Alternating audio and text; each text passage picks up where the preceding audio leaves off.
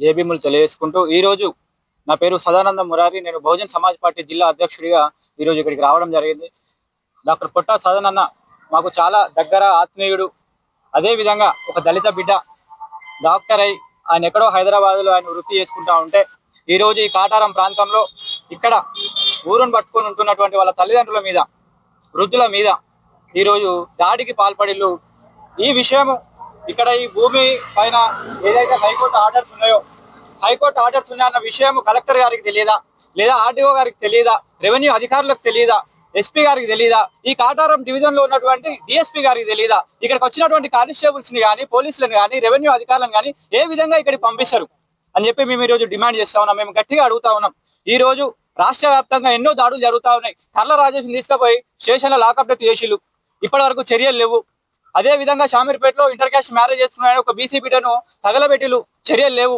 ఈ రోజు వరకు 200 రూపాయలు లేవని చెప్పి గుళ్ళో ఒక పసిబిడ్డను కాలుతో దాన్ని చంపేసిళ్ళు, చర్యలు. అదే విధంగా ఈ దళితులను కూడా, ఈ కాటారం ఉన్నటువంటి ఈ దళిత బిడ్డల మీద కూడా దాడి చేసి పెద్ద ఎత్తున దాడి చేయడానికి కుట్ర జరిగింది. మిత్రులారా, మీరందరూ కూడా అర్థం చేసుకోవాలి.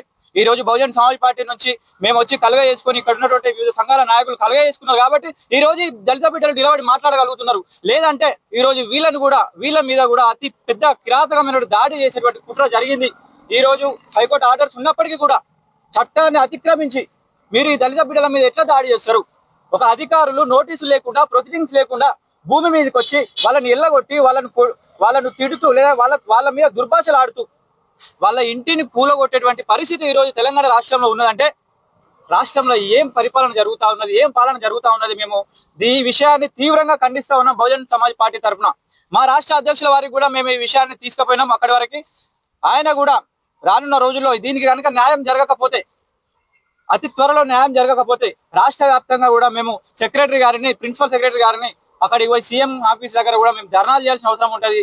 మేము కూడా ప్రతి విలేజ్ లో, ప్రతి జిల్లాలో పెద్ద ఎత్తున నిరసన కార్యక్రమాలు తెలియజేస్తాము. ఎందుకంటే అనేక మంది దళితుల మీద దాడులు జరుగుతూ ఉన్నాయి. ఒక రోజు దొరలతో కొట్లాడినాము, ఈ రోజు రెడ్లతో కొట్లాడుతూ ఉన్నాము. ఇలా కూడా కొట్లాడాలా? అధికారులు ఎవరి తరఫున వాళ్ళు రిప్రజెంటేటివ్స్ గా ఇక్కడ ఉన్నారు, ఎవరి తరఫున వాళ్ళు అధికారులుగా ఉన్నారు? ప్రజల తరఫున ఉన్నారా, లేదా దొరలకు, రెడ్లకు వాళ్ళ తరఫున అధికారులుగా ఉన్నారా? వాళ్ళు ఎవరి కోసం పనిచేయాలా? ఈ రోజు అర్థం చేసుకోవాలా. తెలంగాణ రాష్ట్ర వ్యాప్తంగా కూడా మేము ఇక్కడ ఉన్నటువంటి డిఎస్పీ గారిని, ఇక్కడ ఉన్నటువంటి ఎస్పీ గారిని, ఇక్కడ ఉన్నటువంటి కలెక్టర్ గారిని మేము డిమాండ్ చేస్తా ఉన్నాం. ఈ హైకోర్టు ఆర్డర్స్ ఉన్నప్పుడు మీరు ఎట్లా దీన్ని సమర్థిస్తారు? మీరు ఎందుకు ఇంతవరకు చర్యలు తీసుకోలేదు? పోలీసులను ఎట్లా తోలుతారు మీరు అని చెప్పేసి మేము డిమాండ్ చేస్తా ఉన్నాం. వీళ్ళని జీప్ ఎట్లెక్కిస్తారు, పోలీస్ వెహికల్ ఎట్లెక్కిస్తారు మీరు నోటీసులు లేకుండా అని చెప్పి మేము తీవ్రంగా ఖండిస్తా ఉన్నాం ఈ సంఘటనను. రానున్న రోజుల్లో కూడా అతి త్వరలో దీనికి న్యాయం జరగకపోతే, సత్వర న్యాయం జరగకపోతే ఇక్కడ కూలగొట్టినటువంటి ఇంటిని కూడా వాళ్ళు మళ్ళీ రీప్లేస్మెంట్ చేయాలా, మళ్ళీ కట్టియాలా, లేదా నష్టపరిహారమైనా వాళ్ళు కట్టించాలా, చెల్లించాలా అని చెప్పి డిమాండ్ చేస్తూ జై భీమ్.